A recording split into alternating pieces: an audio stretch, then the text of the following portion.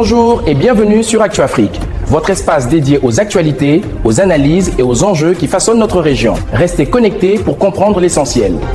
Bienvenue sur ActuAfrique. Dans une atmosphère chargée d'histoire, le président Traoré rappelle que l'indépendance n'est pas un héritage figé, mais un combat qui continue. Pour lui, chaque génération a la responsabilité d'en renouveler le sens, d'en défendre la valeur. C'est ce message qu'il a livré ce soir, ici au plateau de la Nation. Camarades combattants pour la liberté, l'indépendance réelle et la souveraineté, je vous salue. C'est avec immense plaisir et un sentiment de reconnaissance envers vous, mes compatriotes, que je prends la parole aujourd'hui, la veille de la fête nationale de notre chère patrie.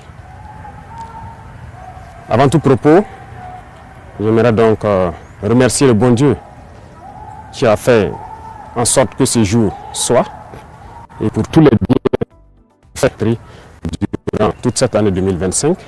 Et je continue de prier Dieu qu'il étende sa main sur notre patrie.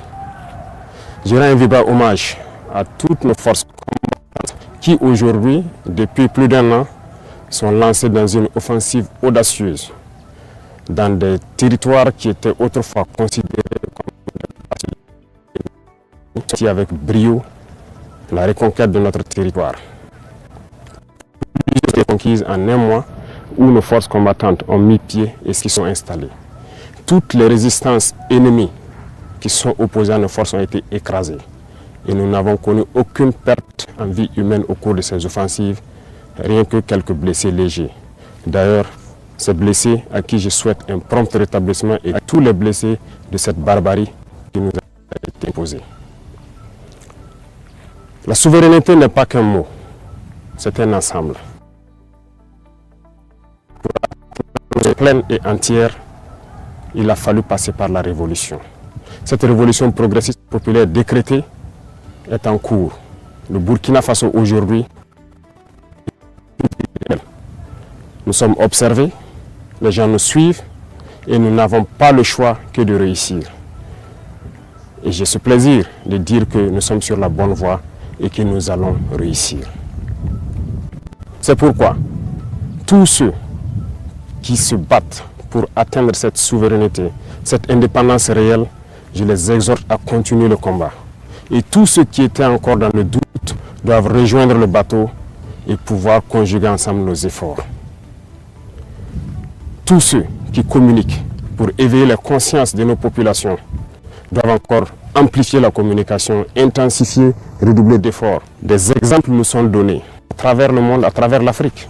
Ces organisations africaines qui brillent par leur médiocrité, qui ont des comportements aux antipodes de l'honnêteté, qui ont des comportements aux antipodes de l'africanité, sont des exemples palpables qui doivent nourrir les débats pour pouvoir éveiller la conscience des jeunes. À tous ces opérateurs économiques qui avaient l'habitude, depuis des décennies, d'exporter nos matières premières et de réimporter des matières finies, je les exhorte à changer de logiciel, à comprendre qu'il faut industrialiser notre patrie. C'est là la souveraineté. Ça créera de l'emploi et ça nous permettra et maintenant devenir exportateurs des produits finis. À tous ces enseignants, ces braves enseignants à qui je tire mon chapeau, qui se battent corps et âme pour transformer les tout-petits, les rendre plus patriotes, plus civiques, les rendre révolutionnaires dans l'âme, je vous exhorte à continuer ce travail parce que c'est par eux que nous pourrons maintenir le flambeau de notre patrie. À tous ces acteurs de l'Afrique qui font des prouesses aujourd'hui, qui hier nous croyions impossibles au Burkina Faso, je vous exhorte à continuer de vous battre. Nous serons de votre côté, nous allons vous appuyer autant que possible en matériel, en logistique, pour que vous continuiez à exprimer votre talent, à faire en sorte que ce qui se fait ailleurs se fasse ici, et à conjuguer vos efforts avec le monde des tradipraticiens pour nous soigner, parce que la souveraineté, elle est aussi sanitaire.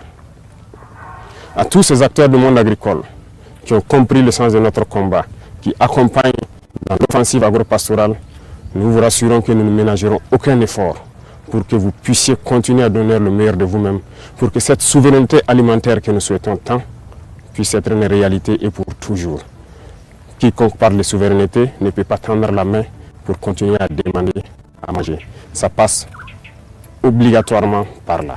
Tous ceux qui se battent pour que nous puissions atteindre cette souveraineté sur tous les plans, pour que nous soyons réellement indépendants, je vous encourage à continuer le combat, à intensifier le combat, parce qu'il faut que nous allions vite et bien. Pourquoi je le dis? Il faut que nous allions vite et bien, parce que tout le monde nous regarde. Le monde entier regarde le Burkina, les Africains regardent le Burkina Faso, qui a dessiné un modèle.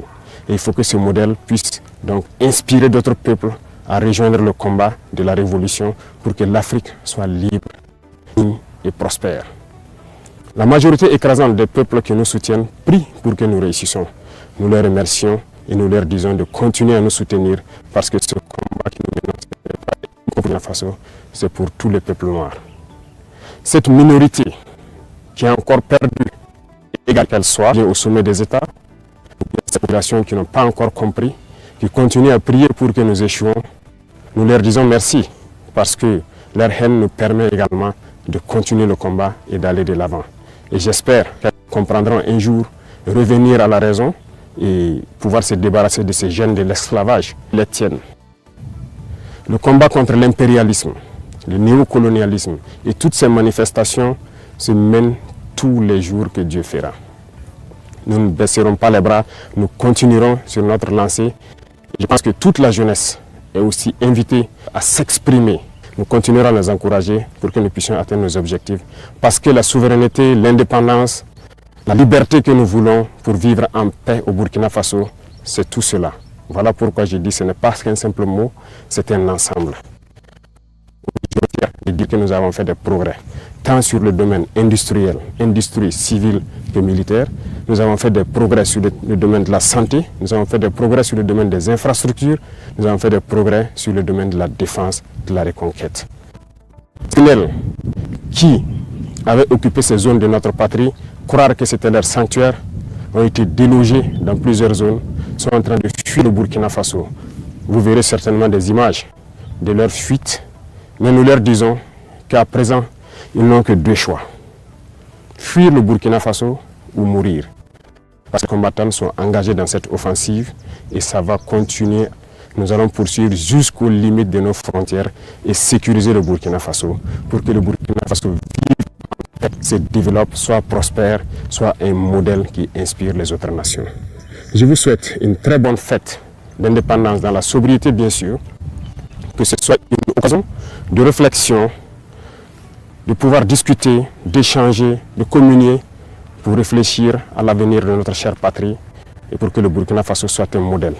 Je répète, un modèle pour inspirer d'autres peuples. Vive le Burkina Faso, vive le pays des hommes intègres. Très bonne fête nationale à tout le monde. Je vous remercie. La patrie ou la mort, nous vaincrons.